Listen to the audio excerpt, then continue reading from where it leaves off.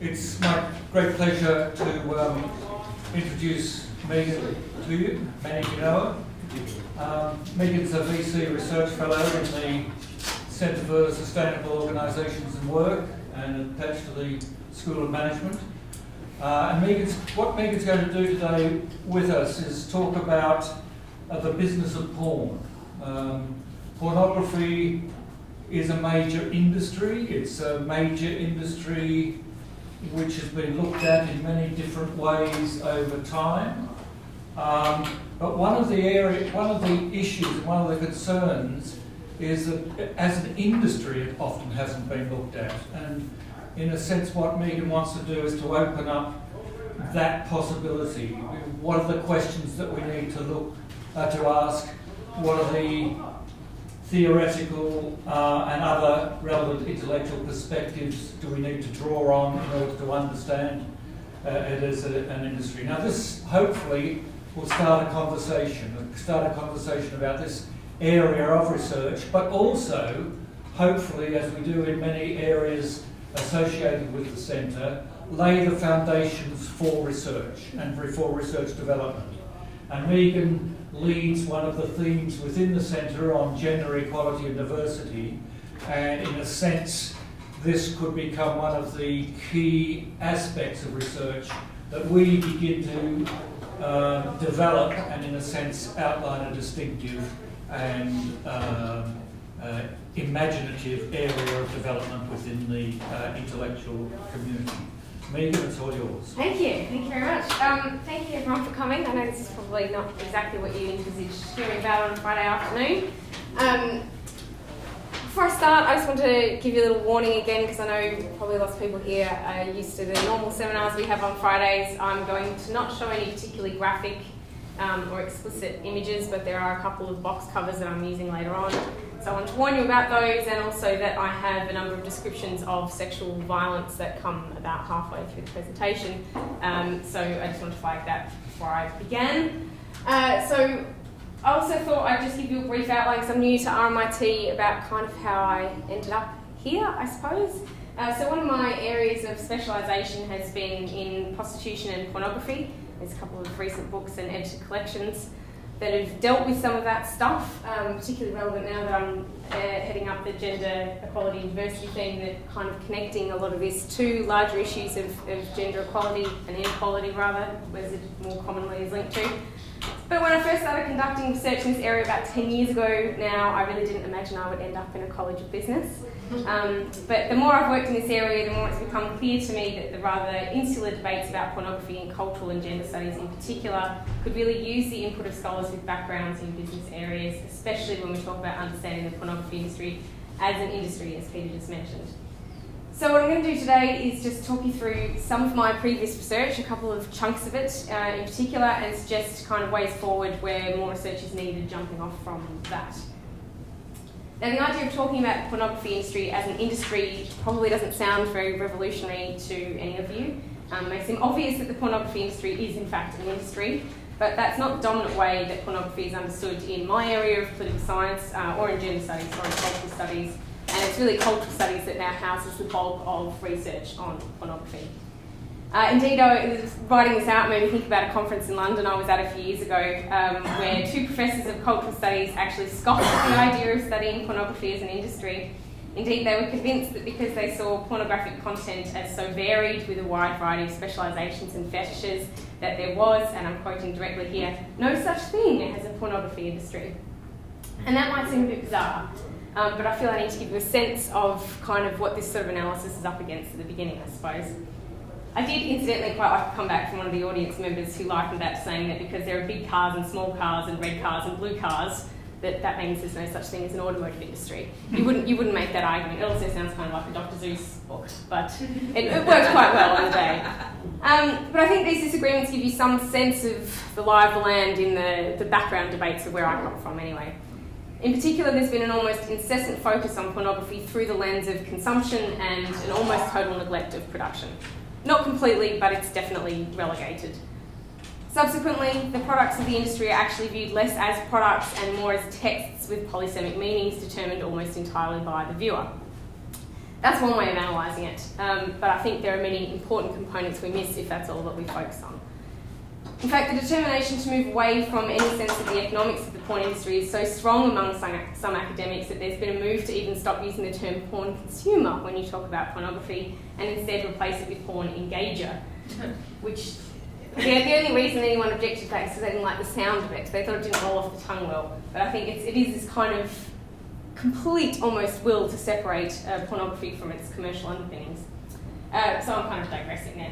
But in this is the kind of environment I suppose I'm working in. And in this environment, as you can imagine, the debates about what does and doesn't constitute pornography can be very abstract and seem almost completely removed from the material realities of what is understood to be pornography in popular culture. So trying to avoid getting completely derailed by those debates, and there are grey areas that are up for debate, of course, but sometimes I think it means we don't get any further than talking about what is pornography. I tend to use this understanding from the work of Jensen, and he kind of talks about, well, what's a really practical definition of pornography? And he talks about it in terms of saying, when I talk about porn, I'm talking about material that is actually marketed and sold as pornography. Again, he's not saying there are no grey areas, but that's not what he focuses on. He focuses on things that we can all agree are marketed and sold as pornography. He's writing back in 1998 in this initial quote, so when he wrote it, he was talking about it being sold in shops, which sounds almost quaint now. And of course, now it's much more likely to be sold or even accessed for free by the consumer on the internet. But there's an additional element to that understanding that is raised by Gail Vines, writing in the same collection. And she says that we have to remember that pornography is an industry. It's an industry out to make money, and again, sometimes that gets a bit lost. Whether it does this through direct sales or clicks or advertising or whatever, and again, I'm going to move on to how much the business models seem to be changing. We don't actually know a lot about it in terms of academic research. So it's not just sex, she says, or sex purely for pleasure, but rather an industrial or commercial sex for profit. And make profits it does, or certainly it did. The pornography industry worldwide was estimated at almost $100 billion back in 2009, and around about that time, to give you some sense of that, it's about the GDP of Morocco or Bangladesh in 2009, so kind of large. While exact figures, unsurprisingly, about international markets are really contested, there is much greater agreement about what the US pornography industry is worth. It's by far the biggest national porn industry in the world, responsible for the majority of the production of mainstream porn. It's the biggest in terms of both profits, but also in terms of the amount of content produced, as you can see here. It's worth more than Hollywood and popular music combined, again, to give you some sense of size, and it grew at a really, really fast rate in the first decade of the 2000s, to the point where it was seen as a vital part of the economy of California. You may have even heard a couple of years back, there were attempts to get a local law in California to force porn production companies to use condoms in all of their sex scenes, kind of coming at it from an occupational health and safety perspective. The industry threatened it to move to Florida, and that law was very quickly abandoned by a lot of prominent local politicians who had originally endorsed it. But as you can see down the bottom there, obviously the industry also produces a lot of content. Around about the same time in 2009, producing more than 12,000 porn films every year. And again, by way of comparison, Hollywood produces about 600 to 700 films a year. So it's an industry that carries a lot of cultural weight by virtue of that, as well as economic weight. So it's marketing a particular kind of sex to the masses, really, very effectively, is kind of been my analysis. But of course, it wasn't always like this. A booming modern pornography industry, now that some argue is in decline, and I'll move on to that. At the very least, I think you can say it's going through substantial change, has been facilitated by various technological developments and content changes over the last 40 years. And I'm going to give you like a flying tour of sort of the last 60-odd years of highlights that people have pointed out in terms of the economic development and technological development of the pornography industry. The mainstream porn industry based in the US primarily. So in order to understand the beginnings of pornography as a financially successful industry, academics, both feminist and non-feminist academics, have tended to look at Playboy magazine and its creation in 1953 as sort of this defining moment in the birth of modern pornography. Playboy becomes big business in itself, but again the argument is that it's very important culturally. It increases the legitimacy of pornography by making it seem kind of classy. And that this was a big move again of pornography into the mainstream. The fact that it appeared on newsstands instead of you having to go and ask for under the counter and that kind of thing has been seen as a really big shift. So the content, though, that you're talking about in 1953 is obviously radically different from what we would determine to be pornography today. The pornography that Playboy began selling in the 50s included the sorts of imagery that would now largely be considered ironic. It's the kind of pin-up stuff that's very in with the hipsters of the northern suburbs of Melbourne at the moment, for example. But really no nudity in the early 50s when this is first happening. You can see that once Playboy actually produces a publication including a naked breast in the early 60s, Hugh Hefner is arrested, and for 4 years after that incident, it's legal to import copies of Playboy into Australia, which was seen as having very harsh censorship laws at the time. Again, it just seems kind of a world away if you're speaking to anyone under the age of 30 at the moment. The idea that that was seen as pornographic is quite bizarre to a lot of my students, certainly. So things change pretty rapidly even from that point, and by the early 70s you've got Hustler, a rival porn magazine. So you've gone from being arrested for publishing a naked breast to then publishing full frontal nudity, or what Larry Flint, the Hustler owner, liked to call beaver shots, which was a really lovely description of women. And if you go from that and then skip ahead to the late 70s, so not even a full decade later, you've got the move from mass market pornography in predominantly still images in magazines to mass market pornography being moving images in feature film. So many academics mention the infamous film Deep Throat as a really important part of that cultural and technological transition from moving image pornography, or rather from still image to moving image pornography, and featuring more explicit sex acts as part of that shift as well. So Deep Throat, I think another important thing to mention if I'm focusing on the business aspect of this, is actually one of the highest grossing films of all time. I had no idea about that before I started researching this area. So I'm talking outright, as in it equals Titanic and outstrips blockbusters like Star Wars and E.T. But the film is also notorious. That's mostly because the woman who was used in the making of Deep Throat, you may be familiar with this, Linda Marciano, was coerced into making the film by her husband and pimp Chuck Trainer. In her autobiography, she says she was beaten and forced to perform in the film at gunpoint, and she claims that you can see the bruises on her body when you watch the film. And she was even once quoted as saying, every time someone watches that film, they're watching me being raped. So it's one of the highest grossing films of all time, a film that's still available to purchase today, and it's also the documentary evidence of her sexual abuse. But it's kind of one example that I've looked at in the last 10 years of the pornography industry's long and intimate history of marketing sexual violence and abuse as erotic, and that's a really important point that I'll return to again later. But despite kind of the notoriety of films, or maybe because of the notoriety of films like Deep Throat, you have the industry going from strength to strength in the 80s. You've got the production and consumption of pornography changing quite rapidly again. So you've got the advent of video, and again it's often mentioned with the porn industry and its influence that some of you will remember, some of you maybe not, depending on ages here, the battle between beta and VHS for video. So the porn industry chose VHS, and that is still something that is largely attributed to the success of VHS over beta. That was one way of encouraging people to want to even buy a video player for their homes, and that kind of pushed it in favour of VHS just that little bit, because it was already starting to have these sort of effects. Video streaming is another one. Internet video streaming was another thing that the porn industry has been hugely influential in terms of technology. But with the advent of video and the production becoming a lot cheaper, as well as being able to watch it in your home, you've got a changing patterns of consumption. So in the 70s, you've got porn films kind of maybe not being the norm, but it's becoming much more mainstream. You have people going to watch them in cinemas, lining up to watch them in cinemas in places like New York. But in the 80s, you've got it moving into private homes. At the same time as that's happening, you have significant feminist campaigns around pornography and violence against women. There's a lot of vocal opposition to pornography, even in the mainstream media. And then, I don't know if I'm up here we go. Moving on. But by the 90s, you can see it's pretty clear that the pornographers have largely won that battle. During the 90s, you've got significant increases in pornography industry profits, and for the most part, these were built on the back of reality-based porn, which has very, very low production costs. So you've moved kind of from feature film to not even having to shoot on film anymore, you can shoot on video, to then not even really bothering with a plot or a set or anything like that. So kind of you're seeing shifts in content as well as the technology that is making it much, much cheaper. The 90s is also when a lot of porn production companies become more serious about being businesses, and you start seeing that picked up in the mainstream press as well, like, okay, what are the profit reports for something like Playboy? You're kind of seeing it become much more mainstream. They get serious about creating business models integrating new technology. A number of them launch themselves on the stock market. You've also got more outright lobbying for recognition as an important part of certain economies. Really obvious in California, but I was also talking to someone about it this week. I don't know if that person's here now.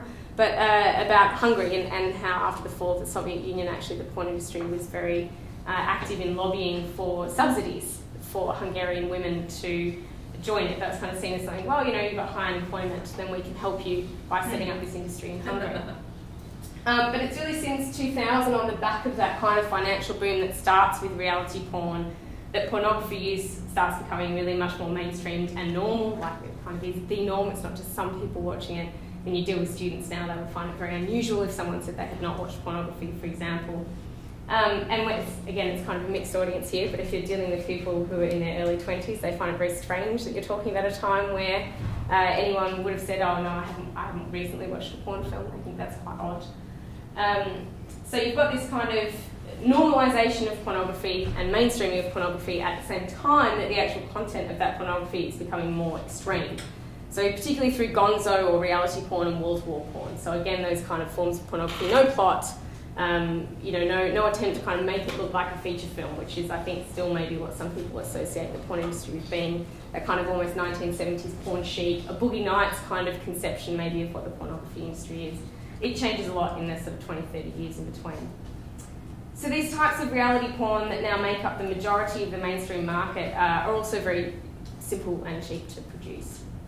So the push to these more extreme sex acts has been documented in numerous content analyses, but the centrality of violence against women to the mainstream pornography industry was and still is quite hotly debated.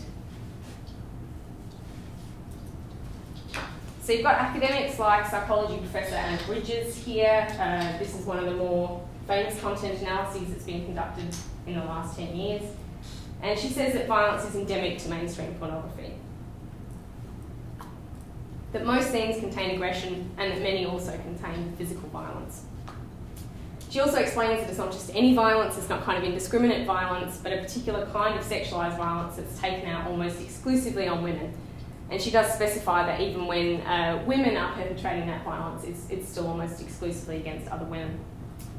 This study is now cited quite a lot because it directly contradicts popular writing about pornography in academia, particularly in the late 90s and the 2000s when you had the start of the cultural studies interest in it, and a lot of defences of pornography as avant-garde or some kind of underground art movement.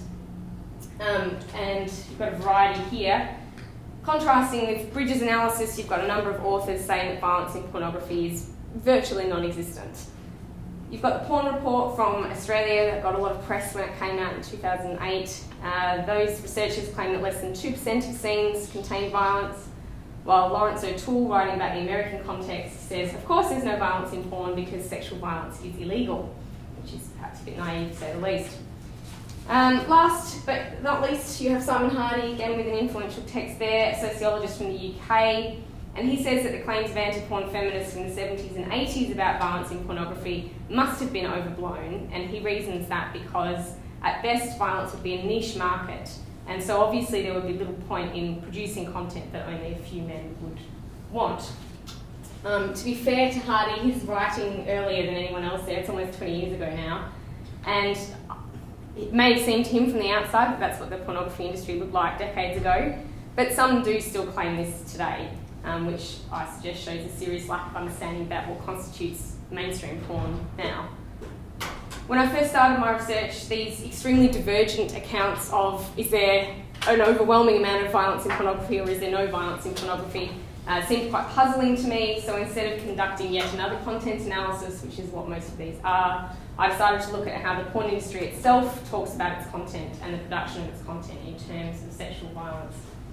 And my position on this was summed up quite nicely by feminist theorist Suzanne Kapler, who says the pornographer himself is more honest and astute about pornography than are the cultural experts engaged in defending it. So, using this premise, I surveyed an entire year's worth of the major US pornography industry trade publication Adult Video News. That's 6 months of my life I'll never get back. AVN, as it's known to everyone in the industry. You can see a cover of it there, often emphasising the same thing. who's the latest girl, the fresh issue because it's about fresh meat, that means the youngest, newest porn performers. New technology is another thing that's often emphasised, and what are kind of changes to businesses, who's gone bust, who's coming in, so on and so forth. So the magazine's often referred to by industry insiders as the Bible. You'll see it kind of quoted like that in a lot of mainstream media now too.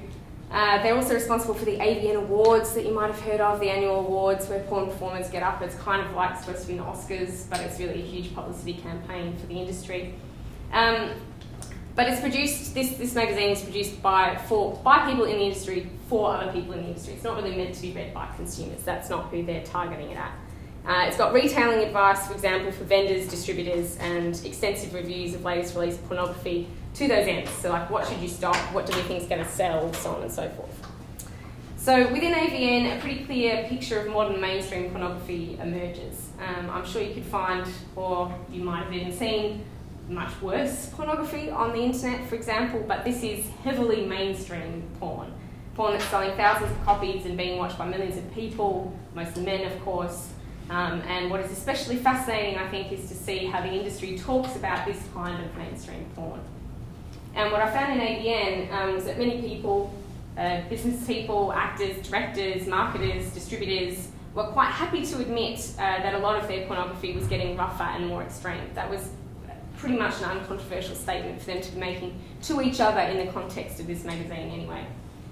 So here you've got a quote from one of the senior editors at AVN, actually explaining quite early on, so this is back in 2005, he's explaining this kind of trend to harder pornography. So he says, there's no question there's been a turn for the harder in XXX in recent years. In the mid-1990s, double penetration seemed to be the bar for nasty. Then came the massive gangbangs, such as the Houston 620, Bukkake vids, don't Google that. And today, throat fucking, ass to mouth, double vaginal and double anal penetration is not uncommon. That gives you kind of some idea of where it went. And here you've got a really prominent porn director and producer, Jules Jordan, quite convenient from his perspective, I'm sure to say this, but saying how he believes it's really consumers that were behind this push for more brutal content. Because he says, everyone, it seems, wants to see a girl doing a DP with a penetration or a gangbang, but fans are becoming a lot more demanding about wanting to see the more extreme stuff, more gangbangs, group scenarios, and you get more of the rougher stuff. And the puking. Even though I think, yes, it's very convenient for him to be saying this is all purely consumer driven and this is not something that the industry is responsible for, it is also partially sort of supported his argument by some psychologists and sociologists who found that they're mostly studying men that consume pornography. The more you consume, you often get bored, and so you want something different. And they don't want to just watch the same thing over and over again. So producers and directors decide they want to stand out. And you've got intense competition happening in the porn industry around this time, so one way in which they can stand out is to have the most extreme sex act that anyone's ever done. That was kind of the idea.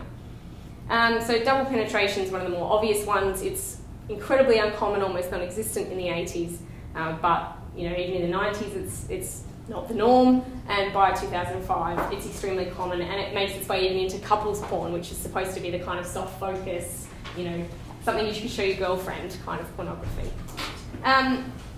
And the bit that Jordan references here about gagging and vomiting that became common in the mid-2000s was where women were being physically forced to perform oral sex on men until they gagged and actually threw up. That trend didn't last as long as many of the others, but it is kind of interesting the way that he just incorporates that as obviously a natural progression. That would be exactly where the porn industry would go. So then I started wondering, all right, if this is what they're all describing is happening, how does the industry actually market porn titles that incorporate this kind of extremity and often a conscious acknowledgement of the sexual coercion that's involved and violence? So what I'm going to show you now is just a couple of tiny excerpts from what AVN calls its Editor's Choice Reviews, where they list the latest porn titles that they think are going to appeal to consumers and will therefore sell well and make money for stockists, etc. So if you're running like an online porn store, say, this is a guide for what you would want to buy the rights to. That's the idea, anyway. So it's porn that they expect will turn a predominantly male heterosexual audience on is sort of the subtext. So there were 98 available Editor's Choice reviews for that 1 year that I looked at. 33 of those used violent terminology to describe a particular sex act. That was quite common. So things like women getting savagely pounded or brutally subjugated, they're direct quotes. But 24 also included clear descriptions of a violent act: slapping, hitting, choking, punching, using a knife, that kind of stuff. So sometimes these descriptions of violence were made merely in passing, as though they held no particular significance, and at other times the violent and extreme nature of the acts was actually highlighted by the reviewer as a reason that the pornography was seen as particularly good or marketable. So, for example, one wall-to-wall release was described as rougher and harder than the vast majority of the competition, and that was given as the reason to stock deep. That was kind of their quick analysis of get as many copies as you could early on, is what they're talking about, physically stocking it and then later just buy the rights. And you're told it, that these things are going to be monster movers, so it would sell a lot. Another one that they really pushed that year was Service Animals 21, and there's lots of these long chains, so that means there's been 20 versions of it before now. Women are the service animals in the title of that, by the way, in case you're wondering. We were told that was a super hot series, and it's not a hard sell because it contains scenes of choking and mock pedophilia, so that the girl is really 18 but is made to look like a child while being groomed by two men who are described by the reviewer as old enough to be her grandfather. So out of the entire year of reviews, while that was obviously common among a whole stream of them, only one emphasised violence against women wasn't included in mainstream porn by their own definition. So they were this is the only one they were a little bit worried about. They mentioned violence in it, but they're kind of saying that we think this is pushing at the margins. So instead of stop deep, you're told stop carefully, because they didn't think it would appeal necessarily to everyone. And the first time I ever stumbled across this still stays with me. So the review reads of Go Fuck Yourself 3, which suggests it's another series. Take equal parts female masturbation and equal parts angry biker beatdown, and the result is the next generation of extreme originality, Extreme being the name of the production company. 5 girls willingly subject themselves to the ball, tattoo, coffee Ron's merciless beatings while masturbating. These aren't titillating floggings. When Ron whacks these girls, they jump. The reviewer also notes that the women who were beaten, and I'm quoting again here, cry, squirm, jump and howl in pain. And while this is seen as being at the margins, like I say, it's the only one they kind of acknowledged was maybe pushing the limits, it's still important to point out that pornography like this is very profitable for the producers. This pornography production company was looking at annual sales of about $49.9 million around the time that this title was released. I also think it's important to point out that these are generally not just representations of violence, as some claim, even though I think if they were just representations and this is mock violence, I think there's still a discussion there to be had about whether or not that is a problematic thing in terms of gender equality in particular. But there was a lot of acknowledgement in AVN that this kind of extreme and violent sex was taking a real toll on performers. Many talked about being pushed to their physical limits and of being violated while on set, either as part of the film or as something that went beyond what they believed they had been contracted to do. These are a couple of quotes from Reagan Starr, but Nikki Hunter came out around about the same time, and they were two of the first women to speak out publicly about the violence that they'd suffered while filming in the mainstream US porn industry. As you can imagine, that's quite hard to do, especially if you want to work again in that industry. But a number of others have come forward as well since. So here you've got Starr talking about the violence she suffered on the set of Rough Sex, a series that went on to become a top 50 bestseller in the US. So she's talking about, well, in her own words, getting the shit kicked out of her, that she couldn't breathe, that she was being choked, and again that it violated what she thought was going to happen.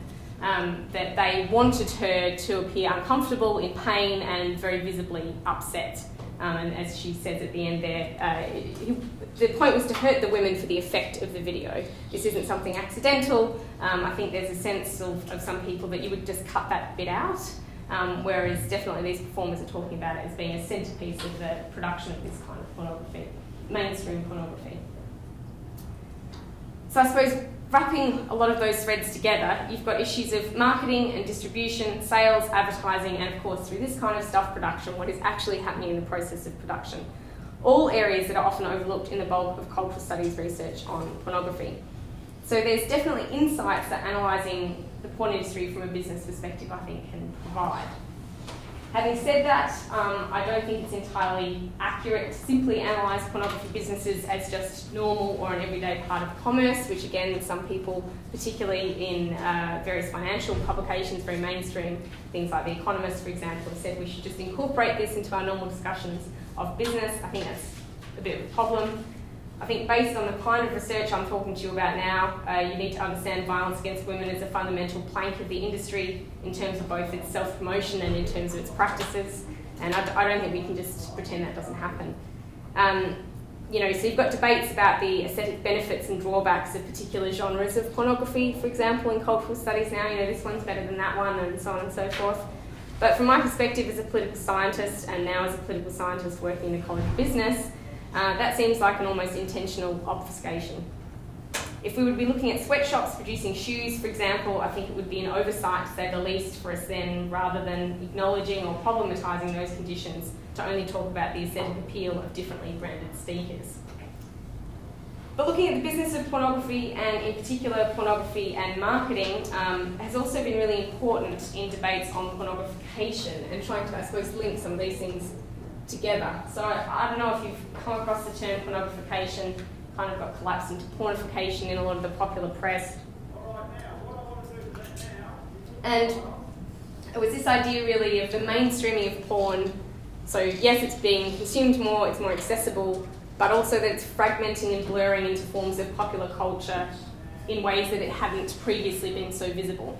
And Madonna, who you've got up in the corner there, is often held up as one of these kind of iconic figures of the beginning of moves to pornification with things like her erotica album, and you've got maybe a modern incarnation of that with Miley Cyrus now, licking her sledgehammer in the infamous Wrecking Ball video, which was actually directed by a pornographer, so you're getting these kind of connections happening all the time.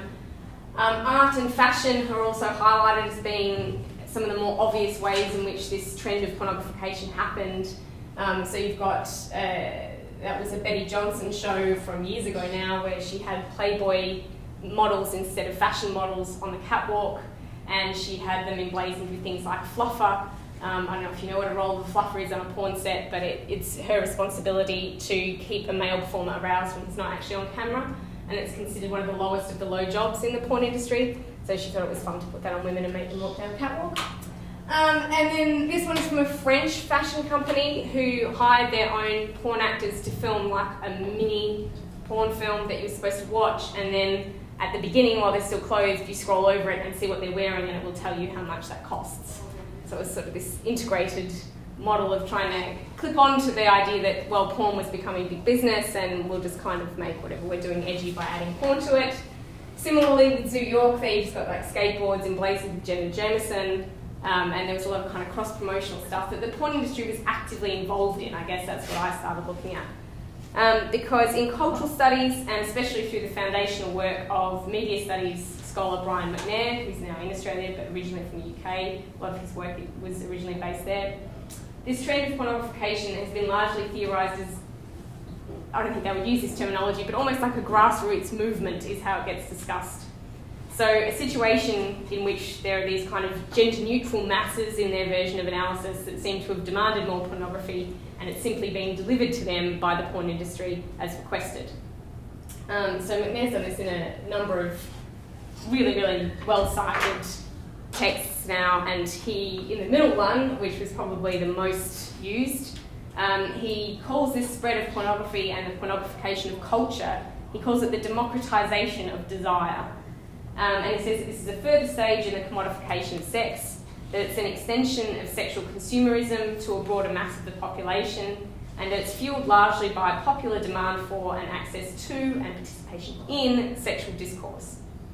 So the way the discussion has progressed on pornographication in cultural studies has left most of those points largely uncontested. Although I should say Fiona Atwood, in building on McNair's work, does say that he implies a rather too direct relationship between demand capitalism and media output, which is something. So one of the more obvious examples, I think, of pornographication, but also of the flaws in the dominant analysis of pornographication in cultural studies, is Playboy Enterprises. I'm sure you're familiar with this. Thank God it's not quite so popular now, but you would have probably seen it in newsagents and even in places like W and Target, this kind of merchandising. That really is a Hugh Hefner bobblehead, in case you were wondering, cross-promotional there for the girls next door, because they had that reality television series about the Playboy bunnies. So this guy that had been, 20 years earlier seen as a massive sleazeball and, was held up as this sort of epitome of anti-women's liberation. You've got, feminists going underground to be Playboy bunnies and exposing the kind of sexism inherent in Playboy. Instead, you have kind of this marketing, often to young girls, that's why it's kind of bath-inducing pink, most of it. It was a conscious decision by Playboy to change the way its brand was seen. So it was intentionally cultivating pornographication for its own ends, really. It wasn't a grassroots movement, I think it's pretty clear. I didn't witness much of an uprising of people demanding total crap like this, really. But for most of the 1990s, kind of interestingly, this is why Playboy Enterprises is such a good example, the corporate wing of the Playboy empire operated at a loss. And it was only after a significant restructure that the company turned a profit again in the early 2000s. Part of that restructure involved the licensing arm of Playboy Enterprises, and subsequent changes allowed this kind of Playboy bunny head branding on just about everything imaginable. So for the sale of these kind of items, in particular the Playboy clothing range, it was very successful in its initial years, kind of right up until the late 2000s even. And in 2007, the Wall Street Journal even reported about it, saying that the first quarter profit for Playboy Enterprises nearly doubled purely on the strength of the growth in its licensing segment. By the end of that year, revenue from licensing alone rose to about $10 million a quarter. So it was definitely something that I think, if you read back through their public rationale about why, it was a bonus that it created a significant profit, really, rather than being the underpinning idea behind it. So while you've got this kind of huge increase in profit happening with licensing and merchandising, their revenue from the entertainment division, so the division actually responsible for the production of pornography, was falling. And like I say, even though I think the revenue gained from this diversification was useful to them, obviously, on one level, it was still overall quite small compared to its media businesses. So it wasn't only the financial benefits that drove them to this merchandising push. The company was also actively involved in promoting its own forms of pornographication with a particular view to increasing its legitimacy. And again, they were not backwards in coming forwards about that. It wasn't a secret that Playboy were trying to do that. Christy Hefner, the daughter of Hugh Hefner and a Playboy CEO for many years, was on record as stating that the revenue wasn't the primary purpose behind the distribution of the merchandise, and that she considered Playboy paraphernalia was important because it allowed the company to create a certain image. In her words, it was a way of extending the brand, and it does allow people to participate a little bit in the Playboy lifestyle. The target audience, as I mentioned, for these lifestyle branded products was young women and girls, mostly those who were too young to be able to legally access the pornography that Playboy was still producing. So that situation seemed kind of odd to a number of people who were commenting on it from a brand strategy perspective.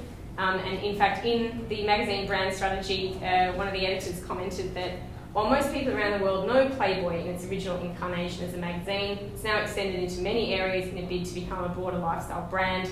Many of its consumers might not come into contact with its core publishing product at all. The strategy of marketing to teenage girls was particularly successful in Australia, actually. We were often held up as the market for the clothing range in particular.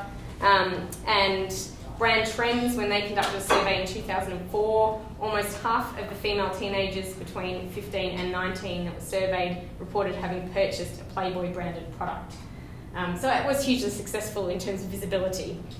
The success of that promotional strategy didn't go unnoticed in the non-porn business world. It's maybe the kind of strategy that, if it hadn't been so big, might have only been commented on in places like ABN, but it went much bigger than that. The Australian marketing industry magazine B&T said that this had been a very successful strategy employed by Playboy because it was still marketing itself to the mainstream media as playful and tame on this level, while kind of intentionally hiding its pornography aspects from public view. So it said it was maintaining a clean image and kind of in the process transforming public discussions about pornography. So the objective was a promotion of kind of a glamorized chic version of porn in mainstream popular culture, which intentionally concealed or misrepresented the pornography that was actually responsible for a significant section of the company's profits. And certainly this had very little to do with what, the extreme production company was producing at the same time. Playboy Enterprises therefore intentionally cultivated this particular form of pornographication, and all of that push from the industry gets lost in most of the discussions on pornographication. Far from then being a process of democratisation, pornographication in this instance is just a conscious bid by a significant player in the porn industry to increase its legitimacy and create an acceptable kind of porno-chic image separate from hardcore pornography. So the example of Playboy Enterprises of kind of cultivating maybe a pre-existing trend or even creating it, forms of it anyway for its own ends, not only highlights that the process of pornographication could be at least partially top-down, but also that pornography and companies that produce pornography are intimately connected to the mainstreaming of their own products. And again, that's kind of lost in a lot of the discussion in the relevant literature in social sciences anyway. So it seems kind of limited, I suppose, at best to try and develop an understanding of the meanings of things like the mainstreaming of porn or pornographication without this industry perspective. But like I said, that's not the norm. We should be talking about what is it that's being mainstreamed, what is the product, who is mainstreaming it, and to what end. They seem like fairly obvious questions. What happens in the pornography industry, what happens in terms of production are also very important questions for how it markets itself more broadly. So, echoing calls from other scholars to more critically engage with the political economy of other very visible forms of the cultural marketing of particular kinds of sex and sexuality. This is about bringing forward maybe a political economy approach, or at the very least, try and talk about particular constructions, as they say here, of gender, race and age within the context of production, distribution and exhibition. This is in terms of sex on television, but very much the same critique could be applied to the problems we see in more superficial analyses, I guess, of pornographication and visibility of the pornography industry. Alright, so where does all this lead us? Well, again, Playboy is kind of an indicative example, I suppose. After the great success of their relaunch of the brand and diversification through merchandising, its profits really crashed. And there have been, I think, a lot of overblown reports of the end of the porn industry, which I find quite strange because, no one's saying no one's watching pornography anymore. I don't know where they think it gets produced. But there have been these, how the internet killed porn, a really obviously hyperbolic claim by The Guardian, and the Huffington Post commenting the same kind of thing. This is an industry in decline, and it was cultivating a narrative publicly itself about being in decline in the US, so wanting, to the point of asking for government bailouts or special protections. And again, I think we didn't see a lot of evidence necessarily of that happening, so much as that the traditional model was shifting, and you were seeing it move to the internet, you were seeing the tube sites set up, and that was threatening more traditional porn businesses that were geographically located in California. So we know the production of pornography hasn't ceased, and we know that there are still a variety of businesses making profit out of it, but certainly I think there are major changes. The shift to these online tube options being one of the more obvious, and the claims in some of these kind of media reports has been that the tube sites, like I say, have killed the porn industry, not realising that, of course, it makes it sound like those sites are outside of the porn industry rather than just a different element of the pornography industry. Certainly there's evidence that they have squeezed traditional porn, but the idea, the mainstream reporting of it, I think, can't get past the idea that it's free to the consumer, therefore it's free to produce, or it doesn't make a profit, or you think, do these people not use Facebook? It's free to consume, you have to go and put something on it, but it's free for you to go and consume. It doesn't mean it's not making a profit for somebody else. It doesn't mean there aren't other ways to monetize this. And no one's kind of really looking at that in depth at this stage. So there's no doubt changes are happening in the industry, but very little is being written about them from an academic perspective, and in many disciplines that have traditionally debated pornography, we haven't really kept up with these changes in terms of the business models in particular. So the latest word, as you can see here from the big noises in the US industry, is that things are picking up again. But what to make of it all? Where do we go from here in terms of maybe using particularly academics who have expertise in traditional business studies areas to try and get into these debates, I guess. So how are the business models in mainstream pornography changing, and who gets the best share of the profits in these new models? What do we know about them? What can we, I suppose, garner even from existing reports? But again, there's very little on it, and it would be very helpful to inform the existing debates and the ongoing debates if we knew more about where this was going. Another recent debate that I'm sure you've come across, particularly with the Hot Girls Wanted documentary that's out that Rashida Jones was involved in, this debate about amateur porn. And again, people who are very pro-industry, people from the industry often say, well, actually, you know, it's mostly amateur now. These are people doing it for the hell of it. And little bits that have started scratching the surface of that are now emerging. How amateur is amateur really? And does amateur just mean you're not contracted, or you're going to get no money even out of the viewing of this? So there's sites like Make Love Not Porn that actually initially anyway charged people to upload their amateur porn, but then they could get a cut later. They were still claiming that was non-commercial. And I think you've got to kind of, I suppose, dig a little bit deeper on some of these issues, because a lot of these are still in fact commercial and profit driven. And of course there is the marketing of amateur in and of itself, particularly the idea that young and inexperienced women are involved in pornography is a selling point in and of itself. So it's in the interests of a lot of production companies to say things are amateur when they're not. There's also more, I suppose, more sophisticated models that we could be accessing in order to understand some of these trends in terms of amateur porn. So using concepts like the prosumer model, that you kind of can mix consumption and production. Originally used to understand things like fast food restaurants where you have to take your own tray back so you become part of the production system. And also that people have used in terms of social media, that you become one of the producers for platforms like Twitter and like Facebook. You kind of become an unpaid worker for them in providing the content that once upon a time they would have had to pay someone to produce. So we could be applying models like that for, I think, a better and more sophisticated understanding of the debates around amateur porn. We need to better understand how newer forms of pornography businesses, like the tube sites, for example, have managed to be successfully monetised. Again, we don't really know a lot about that. There's the odd bit written here and there, particularly about Man1, which has since been sold. But again, so people on the lower levels weren't making a lot of money out of this, but there were multi-millionaires in certain parts of Europe who were creaming a lot off the top. We also need to know more about if and how these newer forms of pornography businesses are marketing sexual violence, because certainly the old ones did. So what do we know about the ways that it's now morphed into newer forms of pornography businesses? Is it the same way AVN used to do it? Is it different? Is it engaging with consumers in different ways? And what can that tell us about the existing debates regarding pornography and violence against women? There are also ways of moving forward towards understanding pornography from the perspective of production. I've been working with a couple of people on one of these. So moving from understanding pornography as text, which again, like I say, is a really dominant way it's understood in cultural studies, to one that conceives of pornography as a form of filmed prostitution, essentially. So rather than something that's separately viewed from the rest of the commercial sex industry. And that kind of forces you, I suppose, in some ways, to look at it more from the perspective of production.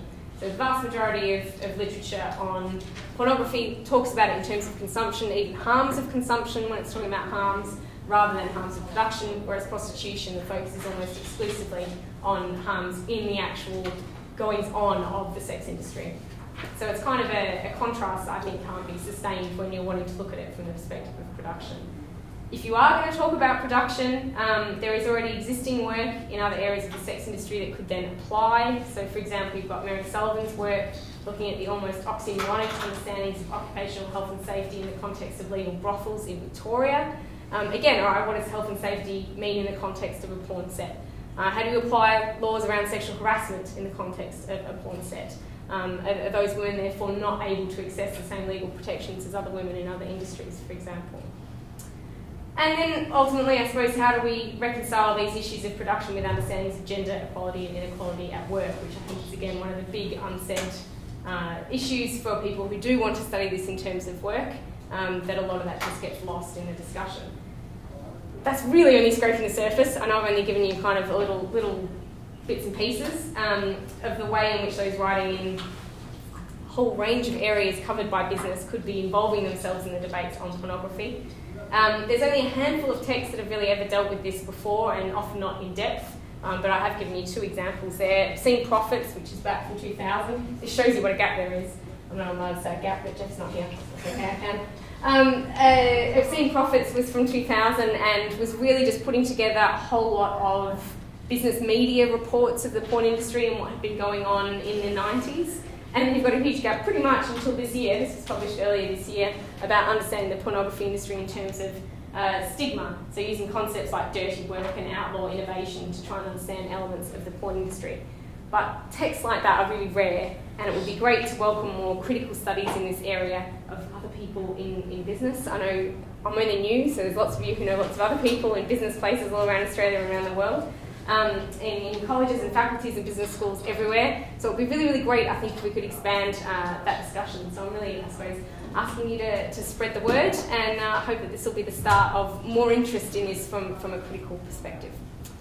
Thank you very much.